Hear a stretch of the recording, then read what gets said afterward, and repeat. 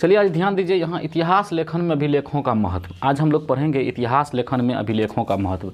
इतिहास को लिखने में अभिलेख का क्या महत्व है, इस चीज़ को हम लोग पढ़ेंगे। अभिलेख किसे कहा जाता है, इसको सबसे पहले ठीक ठीक समझना है। अभिलेख उन्हें कहा जाता है जो कि पत्थरों, धातुओं या मिट्टी के बर्तनों आदि पर खुदे होते हैं।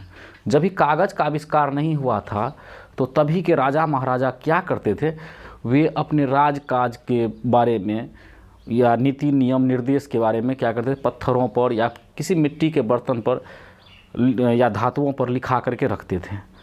तो वही जब खुदाई के बाद प्राप्त हुआ तो उससे क्या हुआ, बहुत आसान हो गया इतिहास को समझने में। तो हमें उन तमाम राजा महाराजाओं का शुक्रगुजार होना चाहिए जो कि ये अभिलेख को लिखवा करके अपने राजकाल में रखे थे। सबसे पहले हम लोग सबसे प्रमुख इस बात को जानते हैं, अशोक के बारे में देखिए। महाराजा अशोक वो क्या करते थे, सबसे ज़्यादा उनका समय जो था, उनके समय का जो अभिलेख है वो सबसे ज़्यादा महत्वपूर्ण है। एक डी आर भंडारकर नाम के आदमी थे, डी आर भंडारकर, याद रखेंगे, जो कि अशोक के समय का जो मौर्य काल का जो समय था, उस समय का जो इतिहास है वो सिर्फ अभिलेख के माध्यम से ये डी आर भंडारकर लिख दिए, अभिलेख के माध्यम से।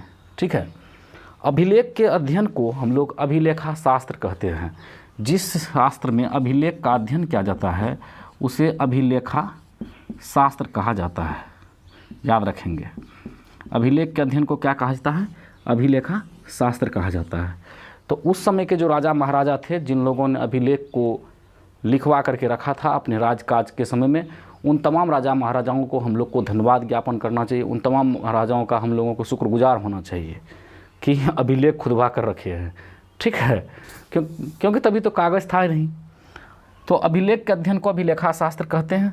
और डी आर भंडारकर सिर्फ अभिलेख के माध्यम से किसका इतिहास लिखे थे, मौर्य काल के इतिहास को लिखे थे, है ना। समझिए इस चीज़ को।